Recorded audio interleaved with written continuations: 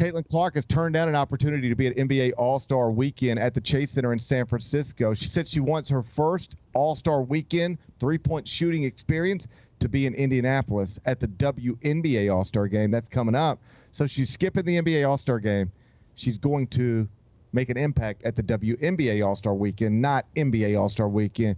Do you approve or disapprove, Bennett? Yeah, I do. I actually do approve. Grow the game.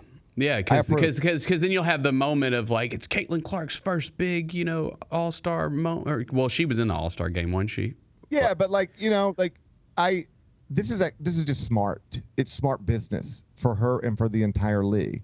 Why do you want to take your star power to somebody else's party when you're trying to grow your own party? Did you notice Brittany Griner signed with Atlanta the other night? She's agreed. I guess you can't sign the contract yet. Can't sign the contract till February 1st, maybe. Mm-hmm. But she has agreed in principle to join the Atlanta Dream. She's leaving Phoenix. Yep. A lot of moves in the WNBA this week. Yep. Right. On the night that it happened, I was in studio with Atlanta Dream owner Renee Montgomery. And by the way, I was just thinking about this the other night. I'm not pocket watching, but Renee's a part owner of the Atlanta Dream. And do you know what those franchises are about to be worth? I mean, imagine what they were worth. You don't have to imagine. You can look. What that franchise was worth when she bought into it and what it's about to be worth because of the growth of the WNBA. Yeah.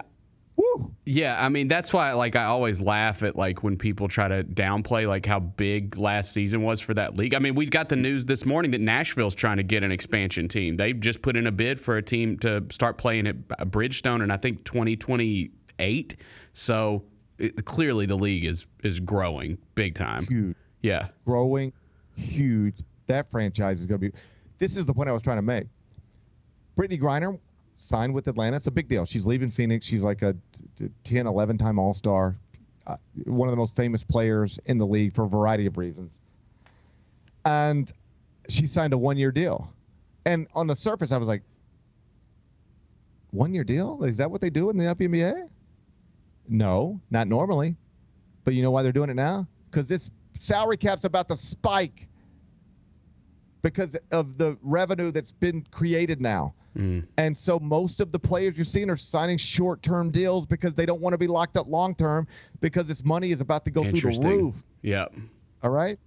So if you're Caitlin Clark, you're the face of this thing. You're the biggest part of this thing. Why do you want to you can take a crowd anywhere with you. Caitlin Clark can take a crowd anywhere. Why do you want to take a crowd to the NBA All-Star Weekend when you can instead take that same crowd to WNBA All-Star Weekend? Why do you want to help them build their thing? The NBA right now is scrambling to try to figure out how to get something interesting in All-Star Weekend. Why you want to help them? Why not help your sport? I don't know whether this was her own decision or if she got there with a team of people, including WNBA officials, but she got to the right place regardless. Hey, NBA, I appreciate the invitation, but I don't play in the NBA. I'm not interested in growing your sport. I'm trying to grow my sport so that I can make more money, and every woman who plays the sport that I play in this league can make more money.